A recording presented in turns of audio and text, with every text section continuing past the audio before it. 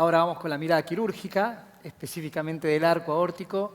Bueno, ¿qué pasa cuando tiene problemas? Gracias. Te escuchamos. Buenas tardes a todos. ¿Podemos tener nuestras diapositivas?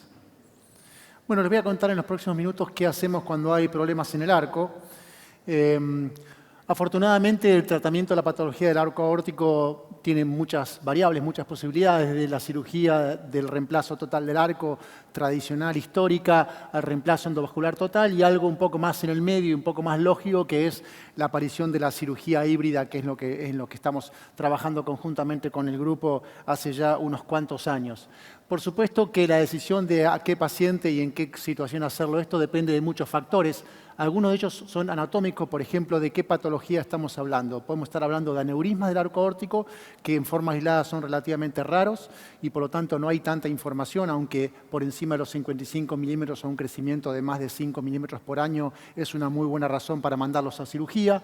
Podemos estar hablando del síndrome aórtico agudo, que es lo más frecuente, ya sea una disección tipo A con progresión o bien una B retrógrada, que es menos frecuente, pero a mi criterio un poco subdiagnosticada. O podemos estar hablando de ortopatías congénitas, que son más extrañas aún, aunque hay una incidencia de un 20% de aneurismas familiares no Marfan, o patologías un poco más raras como el divertículo de Coumerel o las asociadas a las anomalías del origen de los troncos supraórticos como la subclavia aberrante. También es importante en la decisión de hablar de en qué momento estamos hablando, sobre todo en el caso de la disección, donde actuar en las primeras 24 o 48 horas cambia considerablemente la sobrevida, no solamente inmediata, sino a largo plazo. Y también depende de los factores anatómicos de la extensión, no solamente por la gravedad, que eso significa más extenso, más grave, sino porque nos puede hacer cambiar completamente el timing o el abordaje quirúrgico propiamente dicho. También depende de factores de paciente la toma de decisiones y básicamente hace a los riesgos y a las comorbilidades, a la edad y a las comorbilidades básicamente pulmonar, cerebral y renales.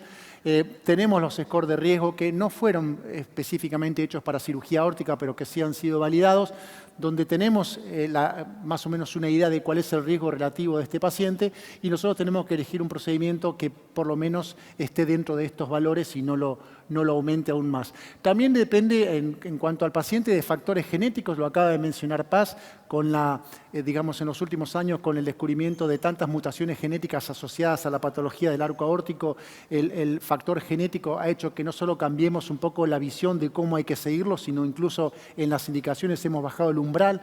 Considerando la importancia de lo genético, nosotros hemos incorporado a nuestro equipo a una genetista propiamente dicho para manejar este tipo de pacientes y depende también de los procedimientos previos que a veces nos pueden ayudar en la toma de decisión y en la táctica y a veces nos pueden complicar específicamente cuando fueron mal indicados o mal ejecutados, como por ejemplo un stenting extenso en un paciente con una colagenopatía o una enfermedad sindrómica. Y por supuesto, en cuanto a la decisión en el procedimiento en sí o al equipo quirúrgico, como bien lo dijeron durante todo el día, la expertise del equipo está absolutamente probado que cuanto más experto es el equipo en patología aórtica, mejor son los resultados en términos de mortalidad y morbilidad y que esto no solamente es a 30 días, sino que tiene impacto en la sobrevida a largo plazo y en la necesidad de reintervención. ¿En qué números estamos hablando a nivel global? Estamos hablando de números cerca de un dígito. En el Instituto Cardiovascular, incluyendo las disecciones aórticas, la mortalidad 9.6% y cuando vamos a cirugía del arco electiva 3.1%. Así que en resumen, cuando uno diría, de acuerdo a la extensión, los pacientes que tienen una patología que tiene una extensión sobre arco proximal, hacer un hemiarco o un reemplazo parcial de arco con un paro circulatorio muy corto es más que suficiente. Cuando tenemos patología que se extiende a zona 1, 2 y 3, sobre todo aneurismas de más de 55, con crecimiento, como dije antes, o sintomáticos, o bien sindrómico con más de 45, hacer un reemplazo total de aorta y un reimplante de los troncos supraórticos, que puede ser por separado, como el islote, o bien individualmente. El islote es mucho más fácil, más sencillo, más rápido, pero corremos el riesgo de dejar tejido remanente, que es importante sobre todo en los pacientes con enfermedad del colágeno. Y cuando tenemos patología con extensión distal de la subclavia izquierda, por ejemplo las disecciones crónicas, no solamente el reemplazo del arco, sino también efectuar la denominada trompa de elefante, sea convencional o sea asociada a tratamientos endoluminales. Por supuesto que más allá de la información que nos dan las imágenes, que son definitivas, muchas veces tenemos sorpresas en el abordaje quirúrgico, por ejemplo, ejemplo, en una disección, un compromiso del arco que no había sido visible en la tomografía, porque sabemos que es un proceso muy dinámico y que posiblemente entre esas 3 horas que tardó el paciente entre la tomografía y nos venimos en quirófano, la cosa cambió y a veces hay que ser un poco más agresivo de lo que uno tiene planeado, o cuando en ocasión de tratamiento de un arco nos encontramos con un arco extremadamente ulcerado o patológico y tenemos que ir a una cirugía un poco más compleja de lo que estaba planeado originalmente.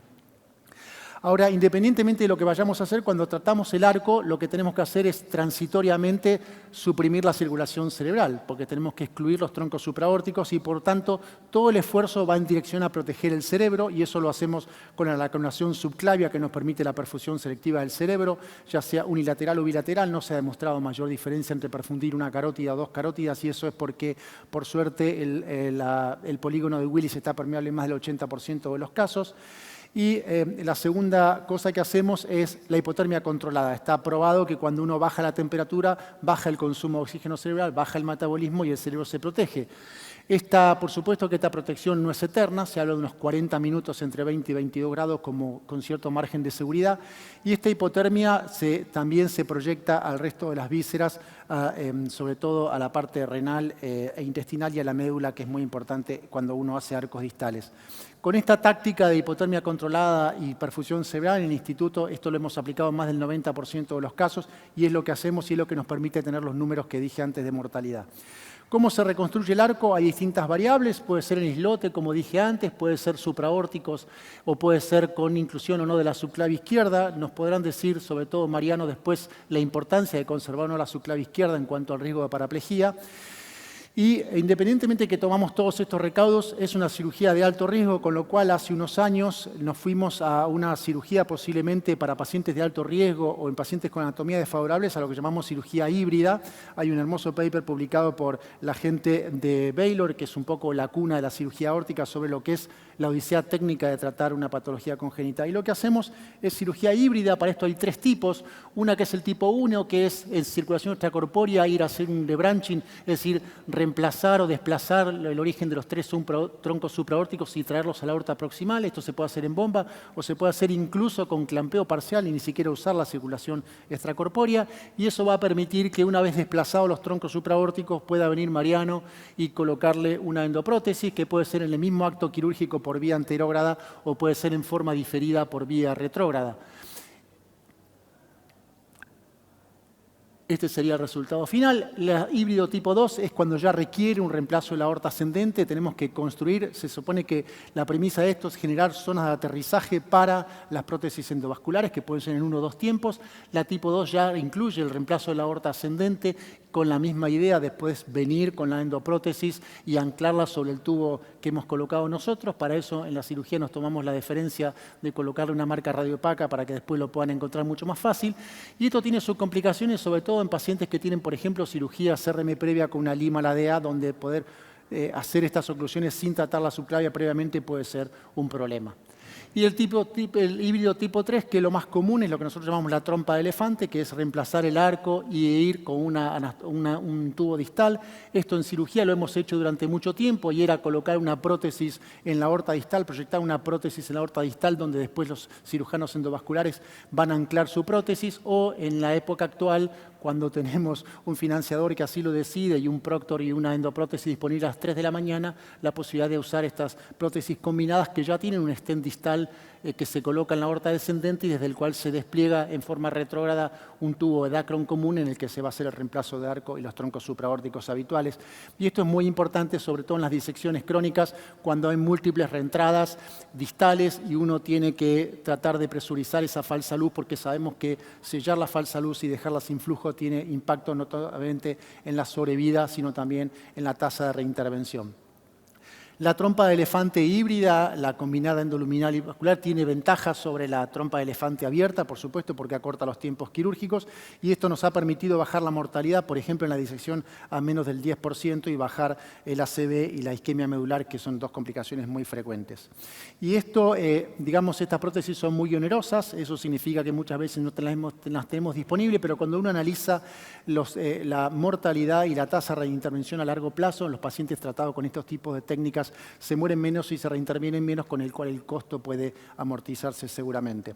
Y para terminar, bueno, como les dije antes, la cirugía abierta sigue siendo el gold standard para el tratamiento de la patología del arco, aunque ha habido un gran crecimiento y hay un gran crecimiento y proyectamos que va a crecer aún más el tratamiento híbrido o las prótesis, el tratamiento endovascular completo, muchas veces más apoyado por la tecnología que por los resultados reales, pero eso es lo que se viene. Creemos que eso es la evolución de la cirugía aórtica en los próximos años, no muy lejanos. Y como dijo Paz, creo que el éxito, sobre todo en el tratamiento de este tipo de patologías, radica en la correcta selección y el estudio bien detallado de los pacientes y, como dijimos todos, en la necesidad de tratarlos en forma multidisciplinaria. Tenemos Ateneos, todo el equipo, los jueves a la mañana, así que si quieren sumarse al equipo de patología aórtica y presentar sus pacientes y participar en esas decisiones, son más que bienvenidos. Gracias. Gracias, Fer.